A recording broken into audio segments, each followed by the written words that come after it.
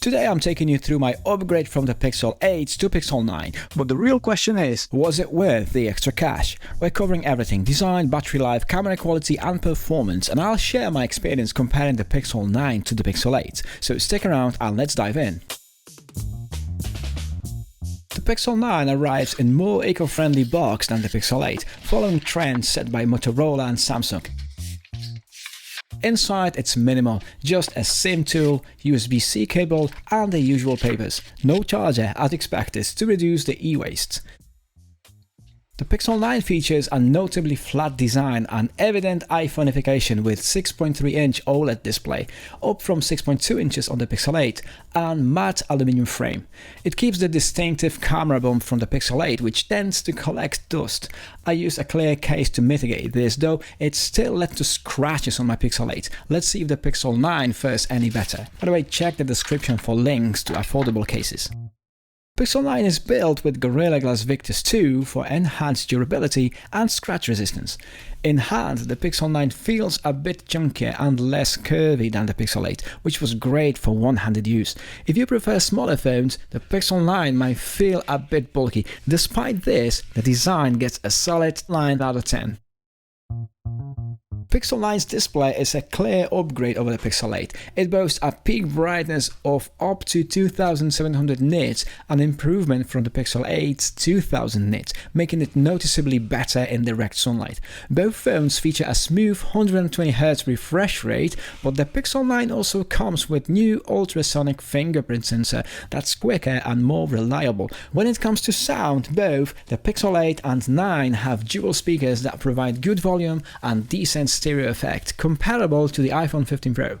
While not groundbreaking, they are effective for streaming your favorite shows. So if you're all about that extra brightness and a snappier fingerprint sensor, the Pixel 9 is worth it. If you're just casually using your phone, the Pixel 8 still holds up pretty well. The Pixel 9 with its new Tensor G4 and 12GB of RAM promises better performance, but benchmark tests sometimes show it's scoring lower than the Pixel 8, likely due to software bugs or tuning issues. It feels snappier in multitasking and runs Android 14 with 7 years of guaranteed updates for long-term relevance. Storage options include 128GB and 256GB versions. I choose the bigger model as I prefer local storage over cloud services. Keep in mind, neither the Pixel 8 nor Pixel 9 supports SD card expansion, which is typical for flagship phones these days, but still disappointing. If you're considering either model, I'd recommend opting for the 256GB version to avoid running out of space.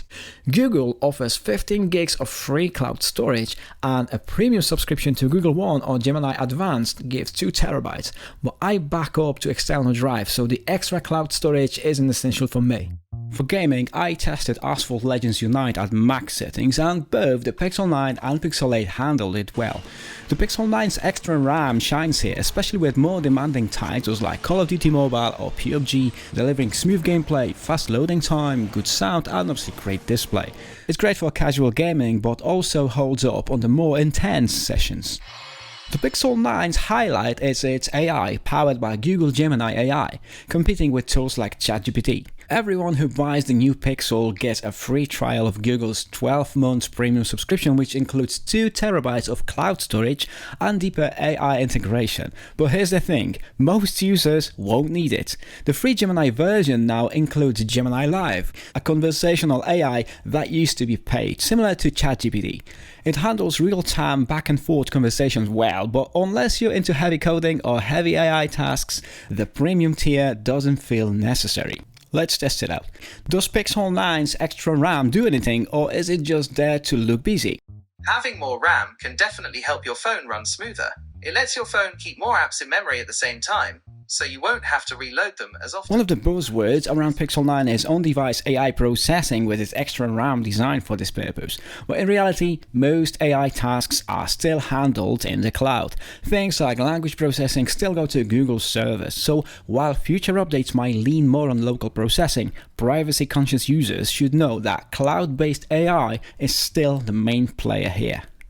That said, there are some fun AI-driven features to explore. The Add Me option lets you insert or clone yourself in photos, great for creative shots or family photos, and it works without a subscription. Another handy tool is Pixel Screenshot, which organizes your screenshots into collections by scanning them for text and images, a lifesaver for anyone with a chaotic gallery. However, apps like Pixel Studio, designed for quick AI image generation, feel more like a novelty.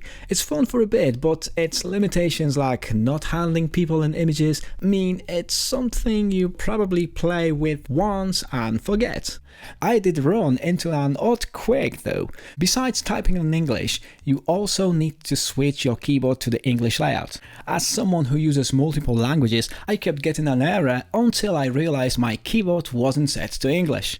Once I switched it over, it worked fine. That said, the AI features are fun but not essential, while the extra RAM supports future on-device AI. For now, it's overkill. You're mostly relying on cloud-based processing, and the paid subscription feels unnecessary unless you're deep into AI tasks. Now onto the cameras, Pixel's bread and butter. Both the Pixel 8 and 9 have stellar main cameras, but the Pixel 9 edges out with better image stabilization and HDR colors. If you're not pixel peeping or zooming in too much, the differences are subtle but noticeable. The Pixel 9 sports an upgraded ultra-wide sensor and a selfie cam with autofocus and more megapixels. After using the Pixel 8 for nearly a year, the Pixel 9's wide lens really stands out, especially in low light and video. In short, the Pixel 9 is a solid upgrade, especially if you care about camera performance and AI features. For me, it's a 10 out of 10, while the Pixel 8 was a solid 9 out of 10. The Pixel 9 comes with 4700 mAh battery, slightly larger than the Pixel's 8 4575 mAh. In real world use, that gives you about 2 extra hours of screen time for heavy users. For the average person who charges overnight, the Pixel 8 still holds its ground well.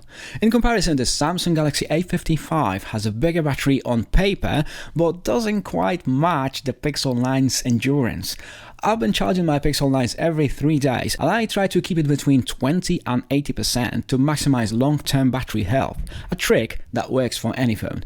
With this routine, I'm more than satisfied with how long it lasts.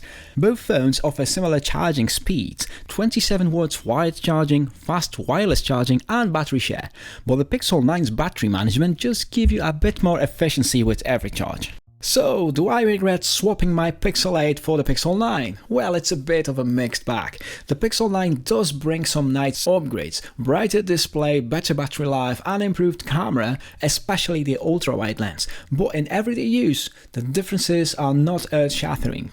It looks slicker, sure, but if you like the classic Pixel 8 design, you might not be blown away by the new iPhoneificated look of the Pixel 9. One thing to consider is software support. Google introduced a 7-year policy with the Pixel 8 series, so you get an Android updates and security patches until 2030. That means the Pixel 8 will stay relevant for a long time. Plus, many of the Pixel 9's AI features are coming to the Pixel 8 series soon, so you're not missing out on much if you stick with the Pixel 8. From a price perspective, the Pixel 9 is now an even better value. If you're on a budget, it's hard to justify spending significantly more on a Pixel 9 when refurbished Pixel 8 models are available for much cheaper and still offer a top-tier experience thanks to the extended support and regular feature updates.